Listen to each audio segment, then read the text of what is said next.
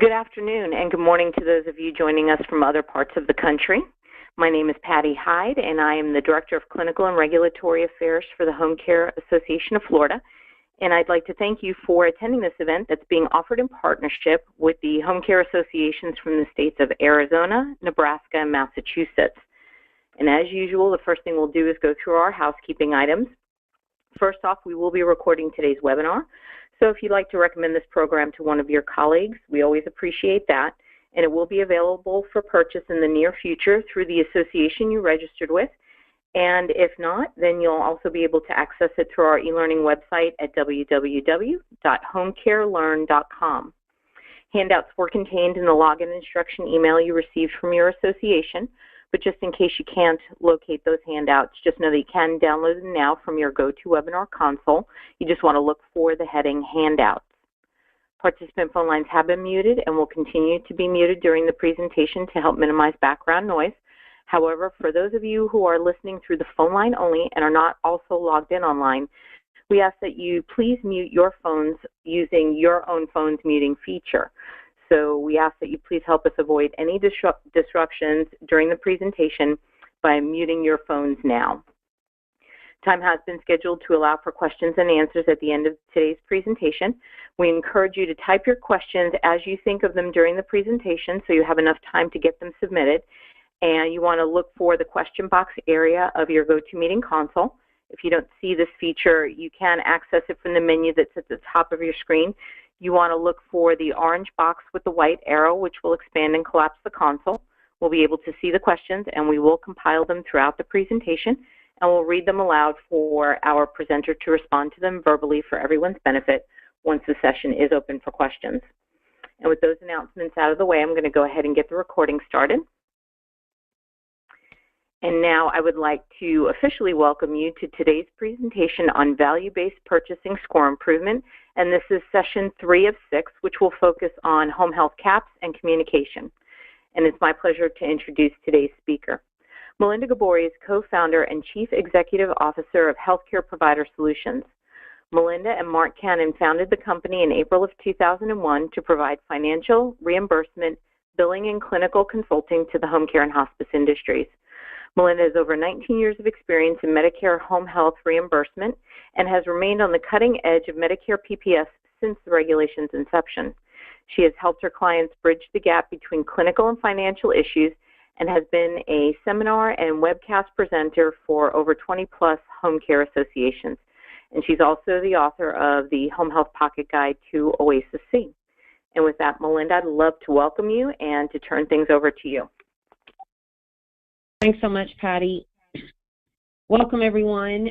We have a lot to cover in today's session, and we're going to begin with the HHCAHPS star rating and a little bit about how that star rating comes about and how it's actually calculated. There are 5 different measures that are actually captured in the Home Health Compare portion of the CAHPS outcomes. As you can see, communication, care of patients, specific care issues, the overall rating, and that you would definitely, the patient would definitely recommend the agency. There are only 4 of those measures that are actually included in the star rating, and we are going to look at each of those, 2 today and 2 in the next of this webinar series. So a little bit about the star rating itself. The first star rating information was published in January of 2016.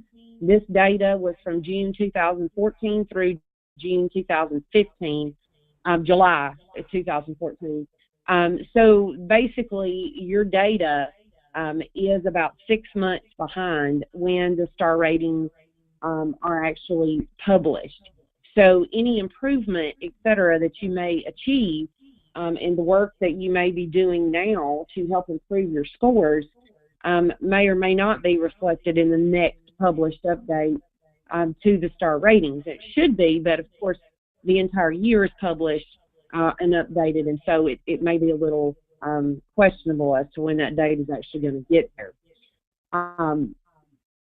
The measures that you see on the screen, the HHCAHPS composite measures of care of patients, communication between providers and patients, the specific care issues, and then the overall rating by the agency. You see the individual questions there that are included in the rating itself. The calculation of the scoring for the star rating specifically, you see on the screen, a linearized scoring is technically what's used. So in the example that you see on the screen, the question is rating the care from 0 to 10, or from 0 to 10, and then basically the number of responses that you get at that specific level, but of course it's what's used for the number of points that you will get. The total points total together to 4720, as you see on the screen for this specific example, divided by the total number of responses received, and this particular item would have a 94.4% score. So when we talk about improvement, we need to talk about a few things. And first of all, the survey itself, it is imperative that your staff know what's contained within this survey. And so I'm a huge advocate of making sure that your staff have their own copy, or at least have seen their own copy of this, that you have reviewed each and every question on that questionnaire or on that survey with them, so that they know for sure what your patients are going to be asked on these surveys. I'm also a total complete advocate that should include not just your nurses, but your therapists and your home health aides and any other clinician, of course, medical social workers, etc., that may treat your patients. As you will see when we go through some of these specific items or questions that drive these measure calculations, you will see that it is imperative that all of the items or that the aides understand the significance of just even as simple as the communication that they have with the patients on a visit-by-visit basis, and how significant it is that the patient understands how much the agency truly cares about the patient. So if the clinicians don't know the questions that are being asked, they simply feel like or think that the patient's being given a typical survey, and may or may not be impacted by something as simple as the clinicians not calling to let the patient know when their visit time is going to be, and just showing up at the front door. And so as we go through some of these items, I think it will become more apparent how significant this is.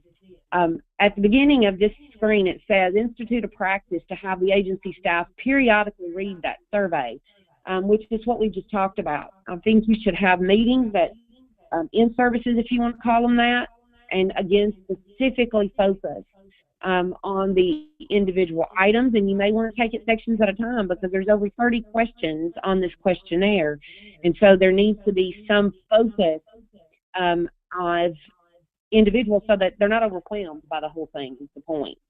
While I'm cool with the fact that you want to give them a copy of the entire document, great.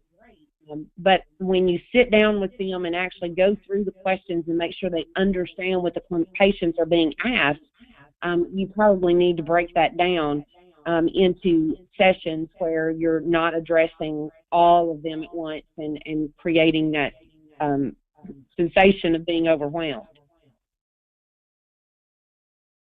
The agency needs to know, or your staff members need to know, what is not allowed for them to do, and we're going to talk about those specifics in just a few minutes. Improvement on the publicly reported scores. We just looked at the ones, all the ones on the left of that table are value-based outcomes. 4 of them are reported on Home Health Compare, and only 4 of them are reported in the actual star rating calculation. Measures we saw on that first screen are actually included in the value-based purchasing items. And of course, the ones that you are having issues with positive scores or higher scores, obviously are the ones that you're going to want to focus on more specifically. And so that might be your strategy when having these in-services with your staff. You may want to focus on the section of that survey that drives the individual measures that we're going to discuss both today and in the next session. So some of the things that you cannot do with these survey items, I'm going to read pretty much the next couple of screens because it's imperative that we know for sure what we are allowed and not allowed to do as far as the discussions that we have with our patients. Because home health patients may be sicker and more vulnerable than other patient populations, and they receive care from home health providers in their home. They may be more susceptible to actions that may influence their responses to the survey. So in other words, we need to be really careful about how we handle communication to our patients about the surveys, and that we're not trying to be influential on the answers. Any information or communication about the survey may introduce bias to the survey, which obviously makes sense. It's acceptable for agencies to inform the patient during your next scheduled assessment that they may be asked to respond to a survey, but they definitely cannot do things such as give them the actual survey questions. So this next screen makes it a little detailed what is definitely not acceptable. You cannot mail or email information to the patient in advance, alerting them about the survey other than information provided to all patients. So we can't send a notice and give them guidance and that kind of thing. If we are notifying, we should be notifying them that a survey is coming basically just through your staff members that are visiting the patients in the home. And so hopefully that is not an issue, but we definitely should not be sending them specific information to individual patients that would in any way sway their responses on the document. You cannot provide a copy of the survey questionnaire or cover letters to the patient. And so we obviously can't give them a copy of the survey in advance. And of course, cannot give them even individual questions in full content. We cannot include words or phrases verbatim from the HHCAHPS survey on your marketing or promotional materials.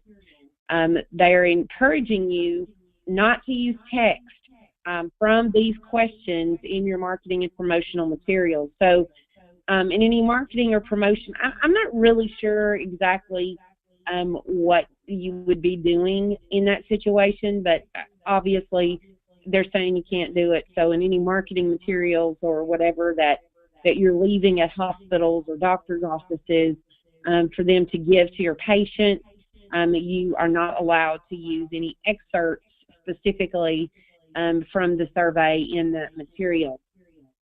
You cannot in any way attempt to influence the patient's answers, which we've already talked about. The next screen, you cannot tell the patient that you hope or expect that the patient will give you the best or highest rating in response to certain questions. You cannot offer them incentives of any kind for participating in the survey. So we can't tell them, we're going to bring you a free voucher, or we're going to do this or this for you if you'll return the survey. Basically, all we are allowed to do is tell them that a survey will be coming. You cannot help the patient answer the survey questions, even if the patient asks for your help. So we cannot be telling the patients, when you get that survey in the mail, give me a call and we'll help you complete that. You absolutely cannot do that. Ask patients why they give a certain response or rating. Obviously, we are not going to know what patients responded and how they responded unless they have given the vendor permission to share who they are in their response or in their survey document. But if we do get that information, we're not to be harassing our patients about why they answered the document or those questions in a specific way. We need to make sure we use that information for internal guidance only. And I think in most cases, at least, that we've experienced, there's not been a whole lot of patients that have said it's okay for you to tell them who I am. And you cannot include any messages or materials promoting the agency or services it provides in the survey material. So, in other words, the vendor, which we all have to have a HHCAHPS vendor that is conducting these surveys on our behalf. So whoever your vendor is, what this is saying is that vendor could not include in the survey materials, if they're mailing the questionnaire to the patient, they couldn't put specific marketing material for your agency in with that questionnaire, including the survey letters and the telephone script. So if they're including a cover letter with the survey, they can't put your letterhead on it or mention you or talk about you and promote you in any way. And the telephone interview script, they obviously can't use any marketing about your home health agency when they're calling the patient to conduct their survey. So the next few minutes, we're going to specifically discuss two of the measures, but that includes multiple questions within that survey. As I've already said, there's greater than 30 questions on the actual survey itself, and each of the measures have the individual questions that we show on that first screen in parentheses listed as the questions from the individual survey that are gathered together to calculate your 5-star rating and also to calculate your outcome for value-based purchasing. So when we talk about the care of the patient, these are the questions that you see on the screen that go into the calculation of that measure. So question number 9 reads, in the past 2 months of care, how often did the home health providers of this agency seem informed and up to date about all the care or treatment that you got at home? So I'm going to talk about these individually, and some of them I have stories about, some I don't. Many of you that have heard me speak in the past know that I tend to use a lot of real-life experience illustrations, and the crazy part is I don't make any of them up. All of the examples I use are real and not embellished at all.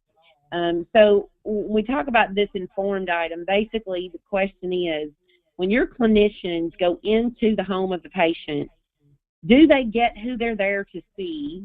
Do they know this patient's situation? Are they informed about exactly what needs to be happening with this patient? If the patient fell 2 days prior to their visit and the nurse is the one going into the home, but the therapist got the phone call that the patient fell 2 days ago, does the nurse have that update, have that information, and know exactly what the current status of the patient is as they're entering the home? One of the crazy examples that's real, I'm auditing charts in an agency, and the wound care that was provided to the patient on a specific visit didn't look anything like the wound care documentation that had been on prior visits. And so I was a little freaked out by that, of course, and it didn't match the orders was the scariest part. And so it happened to be in the agency that I was auditing the charts for, and the nurse in question was actually in the office. And when I asked her about that patient, she said, oh, yes, I remember. I went to see that patient and do their wound care because the nurse that had normally been doing the wound care was on vacation. And when I got to the home, I realized I didn't have the patient's plan of care with me, so I simply asked the patient what I should be doing in his wound care. And I was blown away. I don't know how many of you on the phone get it, but obviously I hope all of you get it, and that's the fact that we shouldn't be asking the patient what we should be doing in the treatment of that patient or the care of that patient. So we need to make sure that our clinicians are reviewing the patient situation before they get into the home, and that they know who they're talking to when they walk into their home, and that they're addressing them as the person and not the problem. So in other words, I'm here to treat you today or take care of you today. I'm not here to treat a wound. And obviously you're going to provide wound care in that, but you need to make sure that the patient understands you are there to treat them, not necessarily a specific problem. So question 16 reads, in the past 2 months of care, how often did the home health providers from this agency treat you as gently as possible? And that kind of goes in conjunction with the next question, number 19, asking about the same time period in the last 2 months of care, how often did the home health providers from this agency treat you with courtesy and respect? So treating them as gently as possible, we all know those clinicians that seem to be a bull in a china shop.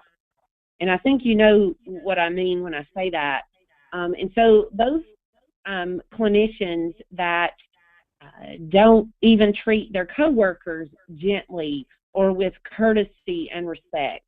So if we have that frail 90-year-old patient that you just touch them and they get a skin tear, we don't need to be assigning clinicians to that patient that are technically bulls in a china shop, as I said. So we need to make sure that we are about fitting the patient to the clinicians as much as we can, obviously. And obviously we're not going to always know, especially if we've never had the patient before. But we need to make our start of care clinicians cognizant of what is taking place at that start of care assessment. And if you have a situation, especially if your agency uses assessment nurses and then other clinicians may be treating that patient, your assessment clinicians, as a part of that initial comprehensive assessment, should be identifying those patients that may be more fragile or may be more sensitive to things that might be said to them, et cetera. And they may need to provide input to the case managers or whoever's making the assignments to the clinician. I guess that many of you may be in really small agencies that don't have a lot of choice or diversity within the number of clinicians that you may have, that you could move around and provide some of those specific gentle, courteous, respectful care needs.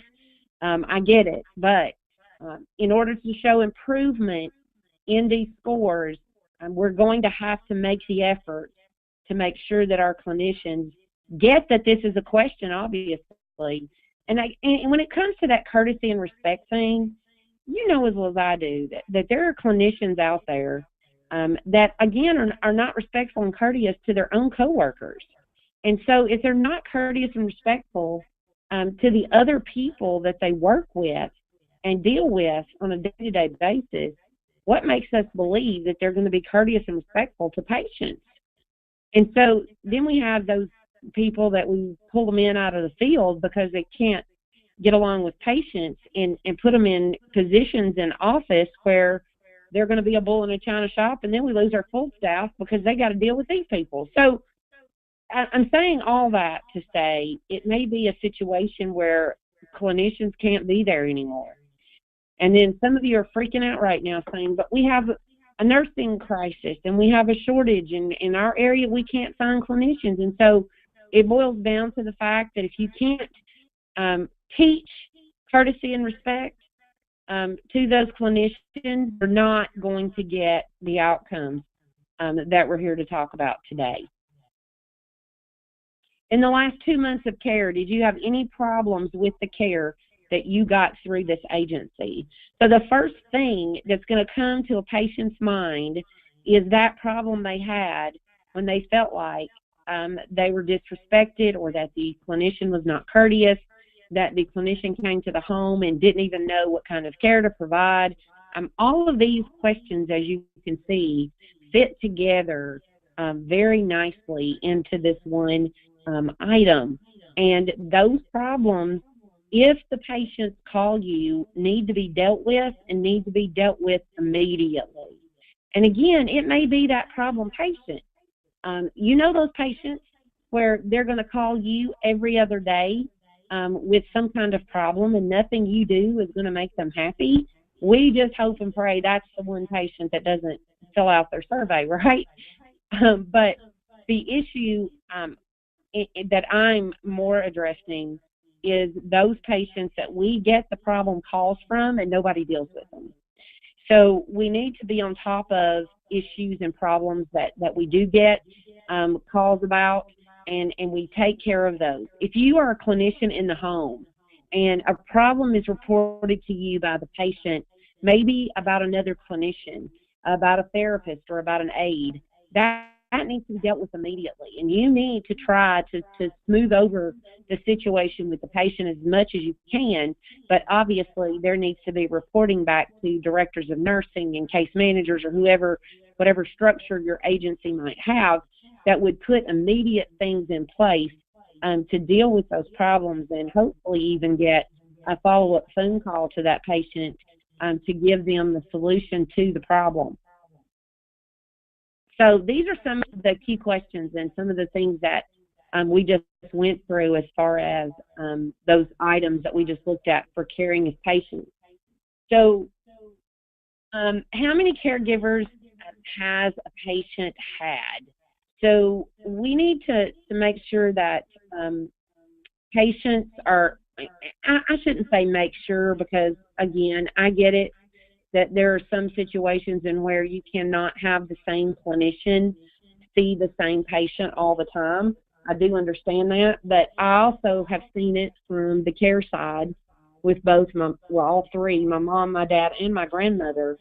And the happiness in my mom especially, or the comfort that she had in the home health that she was provided, and then eventually hospice, was the consistency in the clinician that was coming to see her, especially in home health. She pretty much had the same nurse every visit. There was a 2-week period when that nurse was not available that she had different nurses, and what was the worst part for her, at least to hear her tell it, was that it wasn't just one nurse that replaced her for those 2 weeks. It was multiple nurses. And so her world was basically turned upside down for those 2 weeks.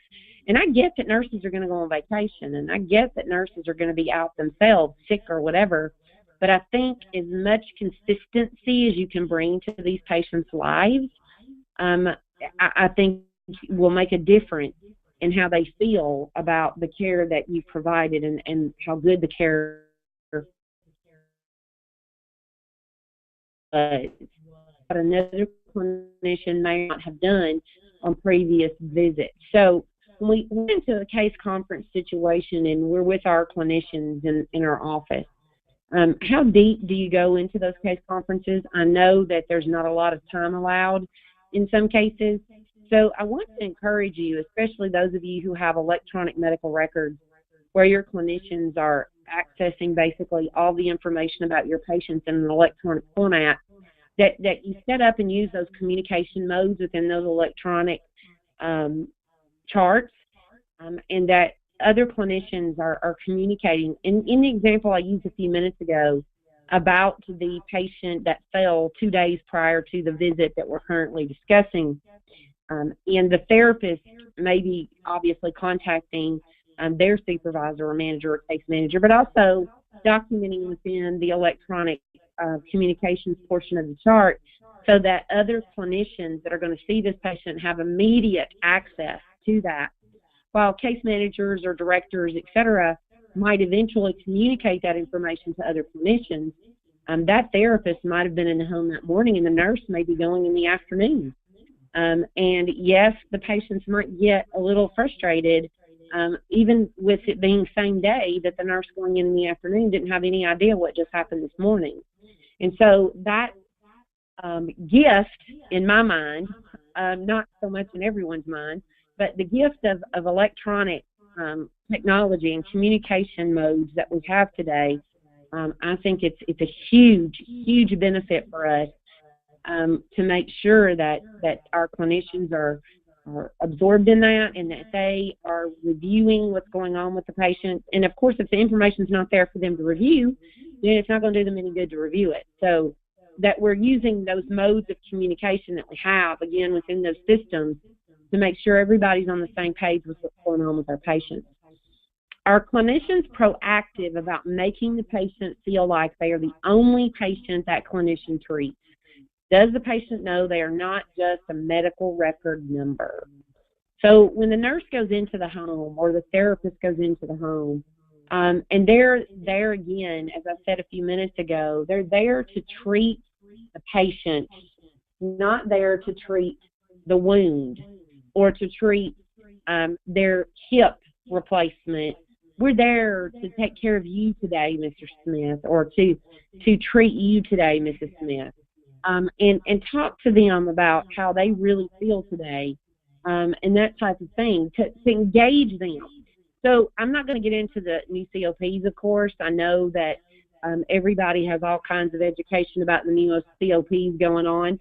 I do, however, want to mention here that one of the significant parts of the new conditions of participation is the buy-in of the patient into their plan of care and support that the patient helped put together in a sense, or form or buy into that plan of care.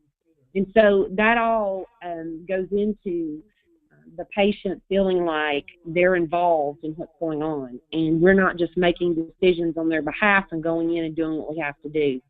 I get, obviously, that there's going to be those patients, but obviously from a large majority standpoint, the majority standpoint, we need to make sure that our clinicians feel like we are there and completely there for them and them alone at the moment that we're there. Do we have clinicians that are not courteous and respectful to supervisors and coworkers? We've already talked about that. I can't drive home enough how important it is that we know we have clinicians that are going into these patients' homes that are going to treat them with just that, with courtesy and respect. And you may have that patient that's not reciprocating that to the clinician, and obviously there's a limit to what your clinician should have to deal with or put up with, and we all know that those lines have to be drawn.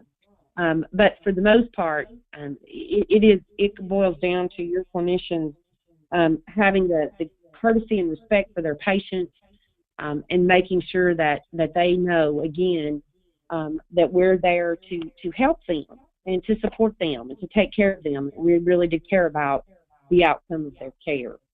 Do you follow up on every complaint? So when we talked about problems a few minutes ago, I was referencing the problem the patient may have had with another clinician, but maybe they didn't like the way, their therapy plan of treatment's going and that kind of thing. When I talk about complaints here, I'm talking about that patient that calls and they are, genuinely have a complaint about a clinician. And some agencies may say, we never get any complaints about that clinician. I just, find this hard to believe and kind of, try to pacify the patient and push it under the table. But my suggestion to you would be, we can't go there. That any and every complaint, especially if it's about a specific clinician, should be followed up on immediately.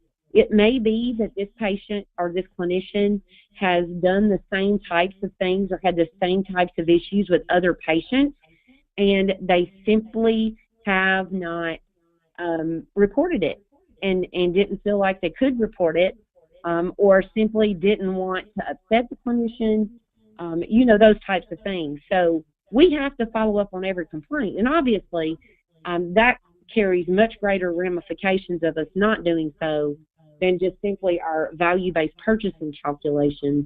But we do need to follow up. Holding clinicians accountable is truly an understatement. We have to be that agency that obviously has our clinicians back, but we also need to make sure that we following up on those complaints, et cetera, if evidence exists. We need to hold those clinicians accountable. And whatever disciplinary action, et cetera, that may come into play, if it does, and it may not, but if it does, needs to be taken care of, needs to be dealt with, and, of course, clinicians replaced when necessary in specific patients' homes. So the next measure we're going to talk about today is communication. And this item carries 6 different questions, and we're going to talk about each of those. So the first question, question number 2, when you first started getting home health from this agency, did someone from the agency tell you what care and services you would get? And so, like I said a few minutes ago, one of the new COPs includes that the patient has to have buy-in, et cetera, to their plan of care and be involved in those decision-making processes. And so obviously that will, help to tell this to a degree, but at a minimum already, with the current conditions of participation, we're required to notify the patient or to communicate to the patient what services they're going to receive. Obviously, if there's any cost to them, which if they're a traditional Medicare patient, that there would not be, et cetera. But I fear that what's happening in many agencies is they're shoving the stack of papers in front of the patients, and having them sign it. One of those patients, of course, being, you're going to get skilled nursing 2 times a week for 3 weeks and, whatever. And then, of course, any financial responsibility that's there, having them sign it, and they really have no idea what's really happening. And so I think you need to make sure your clinicians understand that this is a specific item and that your assistant nurses are on top of making sure that your patients understand fully what services that at the point that you're conducting this assessment will be provided. And obviously, if the therapy assessment hasn't been done yet, that's been ordered, then they're notified that the therapy assessment will take place, and their therapist will discuss more with them about any treatment plans, et cetera, that might be occurring as a result of their PT evaluation. In the last 2 months of care, question number 15, how often did home health providers from this agency keep you informed about when they would arrive at your home? Now, this one was a big deal to my mom. When her clinician, the nurse that came to see her, the one that routinely came to see her, she called her every day around 2 or 3 o'clock to tell her, or not every day, but every day before she was going to be in the house, in our home, and to tell her basically what time she would be there. And that was so comforting to my mom to know that Shirley was going to call, and that when she did call, she was going to give her a time that she would be there the next day, so she would make sure she was up and had showered, if she was going to have breakfast, et cetera, and be ready for Shirley when she got there. So some agencies don't put a lot of emphasis on this. And guys and girls, this is a question that these patients are answering that is going to affect how you are eventually viewed by other patients in the community. And this is affecting your value-based purchasing scores and your 5-star ratings, and I could just, of course, go on and on, or your HHCAHPS ratings anyway. So we need to, in my mind, make some consistency happen in our agencies with this item. So when I ask in open seminars how many know that their clinicians call the patients to alert them as to when they're going to arrive, et cetera, most people raise their hands. But then when I ask more detail about when that happens, some people say, oh, well, most of my nurses call the morning of the visit to tell them what time they'll be there. Then there's a few that probably call the day before. Then there's some that probably call when they're en route to the home, et cetera. And it's like, okay, well, if you were the patient, how would you feel about that? I know my mom would have totally freaked out had the clinicians been calling her and saying, I'm going to be there in 10 minutes, especially if if it were an early morning visit and she was still in bed or whatever the case may be. And so I think we need to have consistency. If we intend to show improvement in this item specifically, we need to be consistent with what our clinicians do. And it may be that you want to say, we're going to call either late afternoon the day before the visit, or we're going to call the morning of the visit with at least a 2+ hour leeway into the notification of the patient. And even with those 2 options, I think you'll find that your patients will be much more calm and comforted by the fact that they have some idea of when the clinicians will be calling, and of course, keeping the time that you tell the patient within reason is also helpful with answering this item. Because if every single visit that you tell the patient you're going to be there at 1 and you don't show up till 3 or 4, it's going to be a huge struggle for them. Question number 17, in the last 2 months of care, how often did the home health providers from this agency explain things in a way that was easy to understand? And so obviously we can't measure the understanding of the patient, but you should have some sessions with your clinicians about specific things you know they're going to be teaching, and role play with them and try to get them to see the side of the patient. I mean, if you have volunteers that are elderly, even having them come in and role play with the clinicians and help each other, give each other pointers, etc., on how they might reword or change some of the things that they're saying to the patients and help in order to ease the understanding. And so when they read this question and it says easy to understand, in many of these questions, the clinicians need to be using terminology that is within these questions in their day-to-day conversations with the patient. So with the informed, I'm going to back up to the question 15. With the informed question, when your clinicians are making that phone call, they may want to say, I'm calling today to inform you that tomorrow I will be there for your skilled nursing visit at approximately whatever time that's going to be. And so using that word with them in your day-to-day conversations with the patient is going to trigger the fact that that was happening when they read that word informed or hear it in the middle of their survey. And then with question number 17, I want to make sure that you understand the ramifications of taking this medication with that medication, or taking this medication without food, and those types of things. But using the word understand in the conversation with the patient when explaining different things to them, of course, not just medication. Question number 18 on the next screen. In the last 2 months of care, how often did home health providers from this agency listen carefully to you? Now, obviously you can see that all of these go back to the last 2 months of care, the most of them anyway.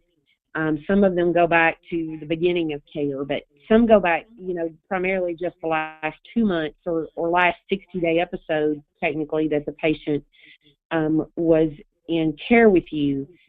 Obviously, if there's patients that you've had for a while, we can make a huge impact on what their survey looks like if we change and tweak some things we're doing with those patients now prior to their discharge. And then, obviously, we want to make those ongoing changes forever, because we don't have any idea when we take a patient for sure how long that patient may be in our care. So listening carefully, this all goes back really to the clinician, and teaching them skills that when they are listening to their patient, that they give eye contact to that patient. They're not fooling with their phones, they're not typing in the computer, that they're actually listening to the patient and making that eye contact. And then they're reiterating, so I heard you say, and respond to the patient with words that they've said to you to make sure you that they hear that you heard what they were saying.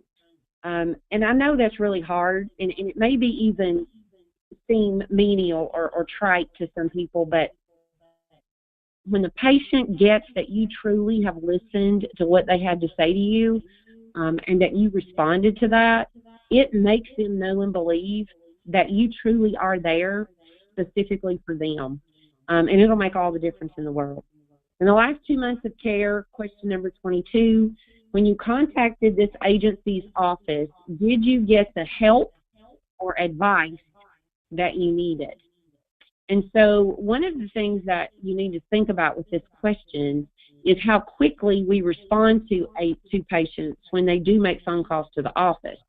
Obviously, if it seems to be an emergency, we're going to respond pretty quickly, right? But if patients are leaving messages overnight, for example, How quickly in the morning when we reopen the office at 8 a.m. or 8:30 or whatever it is, how quickly after that are we responding to that patient and calling them and giving them the information that they need, or the assistance or help, or sending that additional caregiver today if that's what's needed, whatever the case may be. So one agency that we've done some work with recently in the value-based purchasing arena is doing things like making sure that the clinician or the patient has the information to contact their office in between visits if they need to do so, and are making sure that they use the words help and advice. So if you need anything, or if you need any help between now and our next scheduled visit, make sure you call this number. Or if you need any advice on things where you might be feeling a little different than you did before. So using those words, help or advice, again, in the normal routine conversation of the patient and clinician interaction is going to go a long way in the patients fully getting and understanding the questions when they're presented to them, when those words have been used with them in their care throughout the time that you've been treating the patient. Question number 23, when you contacted this agency's office, how long did it take for you to get the help or advice you needed? So the first question is, did you get the help or advice that you needed? The second question is, how long did it take you to get that help or advice? And so not just making the phone call back to them, but if you say when you call them back, we're going to get the therapist to come out there and assess the patient because he fell the day before or the night before, and you don't get the therapist out there for a couple of days. I mean, I know that you wouldn't do that, but my point is the time it takes you to get there and make sure that their need has been taken care of is going to impact how they respond in the end. So some of the questions that pertain to communication specifically: do you know you have outstanding start of care or admission staff that understand the importance of getting started on the right foot and spending time with the patient?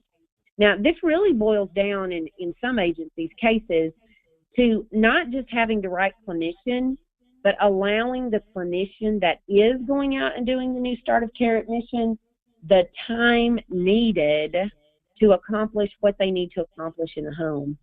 And so scheduling a clinician to do 6 or 7 starts of care in one day is not the answer, obviously.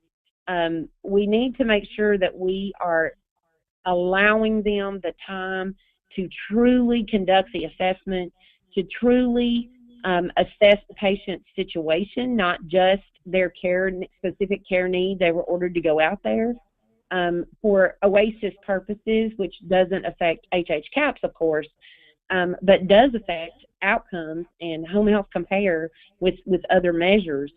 The time that they need to truly assess the patient and get the correct responses. But in the case of the patient satisfaction situation, making sure that that initial admission clinician is doing all that they can to understand the patient's needs, and sometimes not just in a medical sense, but in a personal sense as well. Maybe they need to order a medical social worker that wasn't necessarily referred in the physician referral, and those types of things. But again, not given the adequate time to do so is going to be very detrimental to the agency and to the actual documentation that comes out of that, and very possibly to your patient satisfaction surveys. Did your staff call ahead of time on visit day, which we've already talked about?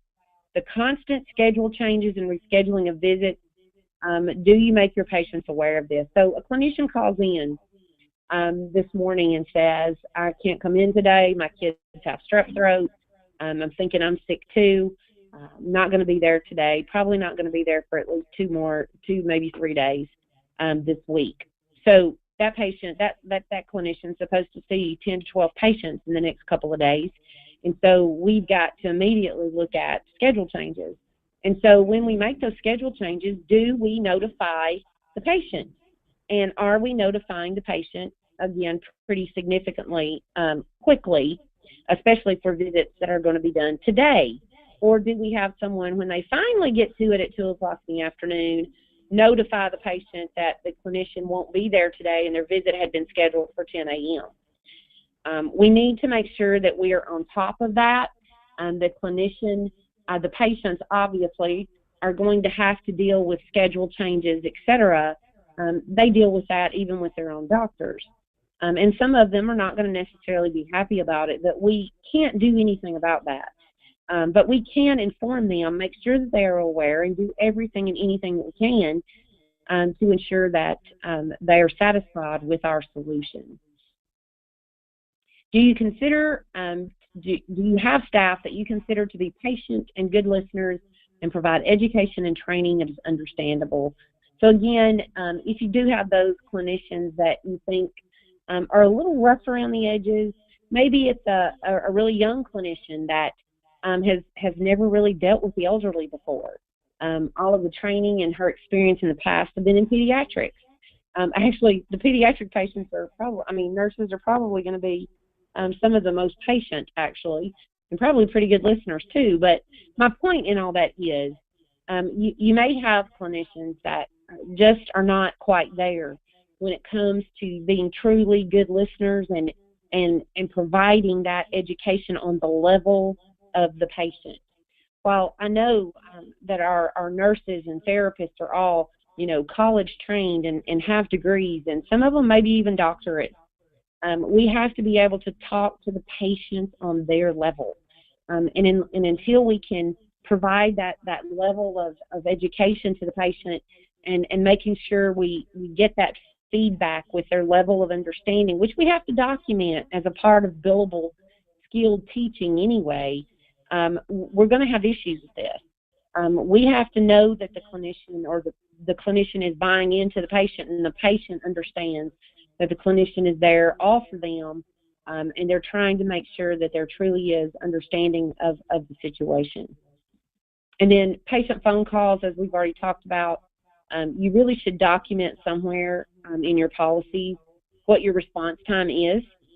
So obviously if the message is left overnight on voicemail in your policy, what time frame your patients are going to receive a call back. And they really should know that up front. So when the admission nurses go to the home, they should be told you can expect a response time of, now of course they're going to be given on-call numbers as well as numbers where they call the office and may leave a message, etc., to be returned the next day. But your patients should be given some level or restriction of time, some estimate, I guess is the real word I'm looking for, estimate of time in which they would expect to receive a response to any calls, questions, concerns, etc., that they might have. So that brings us to the end of the presentation at this point. We do have a few minutes for questions, so if we want to go ahead and do that.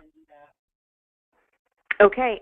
What I'll do, Melinda, is I'll just make a couple of quick announcements and give everybody enough time to type any last-minute questions they might have. So what I'd like to remind everyone is that an evaluation of today's event will pop up on your computer as you go to exit the event, so we encourage you to fill out those surveys.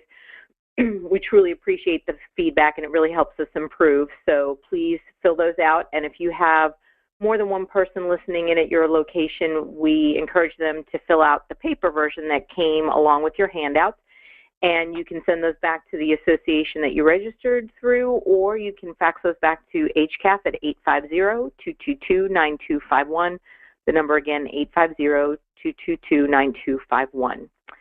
And with that, Melinda, one question that's come through is that in relation to home health CAHPS score improvement, if an agency has multiple areas where they have low scores and need to put a plan in place for improvement, do you suggest that they tackle all of the areas at once, or is it best for them to drill down maybe on one or two and to determine if the plan that they put in place has improved their scores before they go on to tackling the next couple of items? So I fully believe that the clinicians need to know all the questions that the patient's being asked. But when it comes to multiple outcomes or multiple measures that you have really low scores on, you really should focus, especially when it comes to this HHCAHPS. As we've just seen, each of the measures that are being scored have multiple questions within that measure.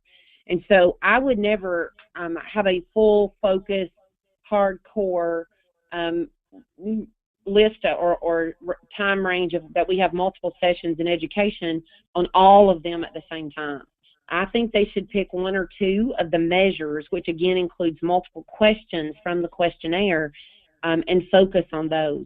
Now, if we have a situation where they're all about the same, then you're going to want to look at things that also affect other things like the star rating, not just value-based purchasing outcomes, but the star ratings and home health compare, et cetera. And, of course, they all affect value-based purchasing that we've talked about today. So I never would suggest, and even when we talk about OASIS and home health compare outcomes, we never suggest that you have, 8 questions that you're not doing well in home health compare, that you go tackle all 8 of those at the same time. There needs to be a more detailed focus. And so with the 5 measures, you have 3 that are problems. I would definitely start with 1 at a time, obviously, again, including multiple questions. Okay, and with that, Melinda, I'm not seeing any further questions at this time, so I'll turn it over to you for your final thoughts before we end the event. Okay, thanks so much, everyone, for participating today. In the next webinar in this series, we are going to discuss the other 2, or the other 3, technically, measures that are involved in value-based purchasing from the HHCAHPS, and talk more in detail about those and a little bit more about the effect of the scores on value-based purchasing. I do encourage you to take a hardcore look at the clinicians that are treating your patients and look at how they interact with staff, et cetera, but most importantly, follow up on any complaints, et cetera, that you get from your patients, and make sure that those are taken care of immediately. Thank you all for participating. Thank you so much, Melinda, to you and to Healthcare Provider Solutions. Again, always great information. And thank you to everyone for joining us today. We truly appreciate you supporting this educational event, and we look forward to speaking to everyone again on April 5th for Session 4, again given by Melinda. So everyone have a great day.